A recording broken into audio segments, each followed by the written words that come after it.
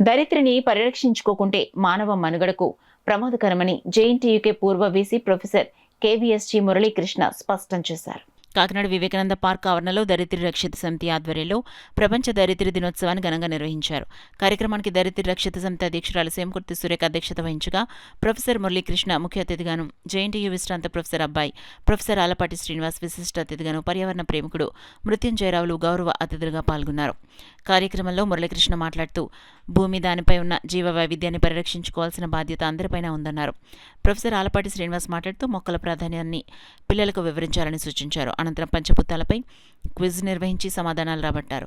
విజేతలకు పర్యావరణాన్ని ప్రోత్సహించే క్లాత్ బ్యాగ్స్, క్లాత్ టోపీలు, మొక్కలు, పుస్తకాలను దరిద్రి రక్షిత సమితి తరపున అతిథులు అందజేశారు.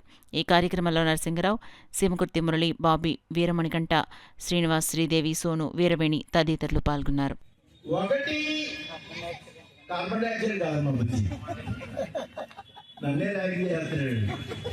శ్లోకం చెప్తాను, దాంట్లో ఆన్సర్ ఉంటుందన్నమాట. శ్లోకం భగవద్గీతలో ఉన్నది. భగవద్గీతలో శ్రీకృష్ణుడు చెప్పాడు అనమాట, మనిషి యొక్క స్వభావం 8 ఎలిమెంట్స్ బట్టి ఆధారపడింది.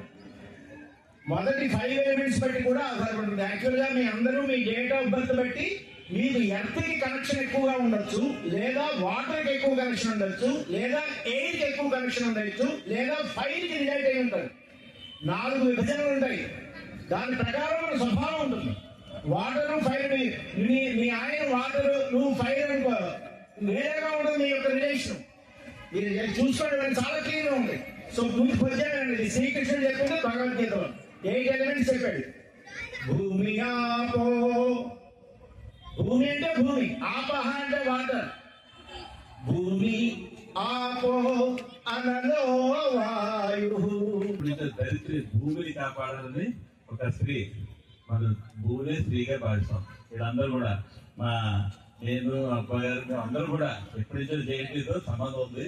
జేఎన్టీలో ఇలాంటి చెప్పాలంటే ఫస్ట్ మైక్ ఇచ్చి సార్కి, ఆయన దగ్గర కూర్చొని మాకు కూడా ఎటువంటి కాలేజీగా హ్యాపీ సార్. మీరు ఈ లోకాలే కాదు సార్, ప్రతి చిన్నవాళ్ళ నుంచి పెద్దవాళ్ళ దగ్గర మీరు మోటివేట్ చేసినందుకు నా కాలేజీ తరఫున, ఈ ఊరి తరఫున, ఈ ప్రజలందరి తరఫున మీకు ధన్యవాదాలు తెలియజేస్తాను sir. Thank you very much.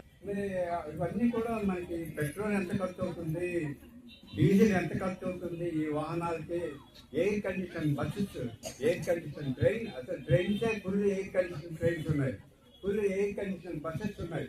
మరి వీటన్నిటి వల్ల ఎంత పర్యావరణం విధ్వంసం జరుగుతుంది, ఎంత ఇంధన వనరులు మనకి వేస్ట్ అయిపోతున్నాయి.